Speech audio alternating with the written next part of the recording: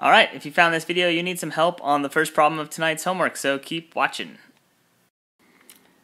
These problems are matching problems, where we're trying to match an equation to its corresponding graph. So let's first take a look at graph A and see if it matches our equation. First, actually, let's talk about what this equation means. M equals 70h.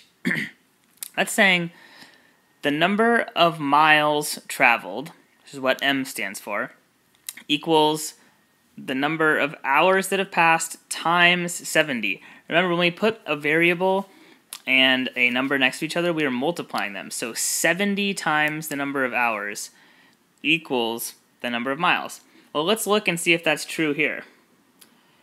So when the number of hours is 0, can we multiply that by 70 and get the correct number of miles? Well, actually, yes, because 0 times 70 is still 0. This point is at 0, 0. It's saying hours 0, miles 0. So this equation works for this point. Does it work for this point? Is it true that 1 hour times 70 will give us this information here, 65 miles? 1 times 70? No, 1 times 70 is 70. And 2 times 70 should give us 140, but it instead says 130. So this graph and this equation did not match. We can try graph B. Is graph B going to work? Well, let's see.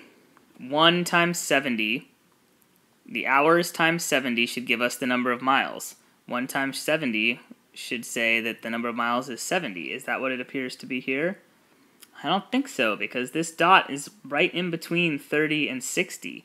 70 is not in between 30 and 60, so that's not correct either.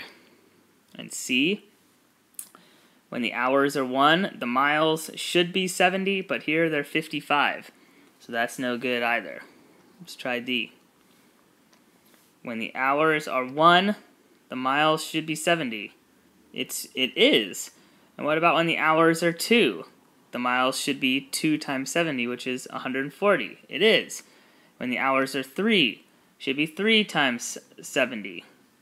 210. It is. This is our graph. The correct answer for number 1 should be D.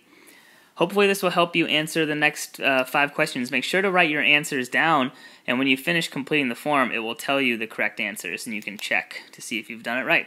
Thanks a lot.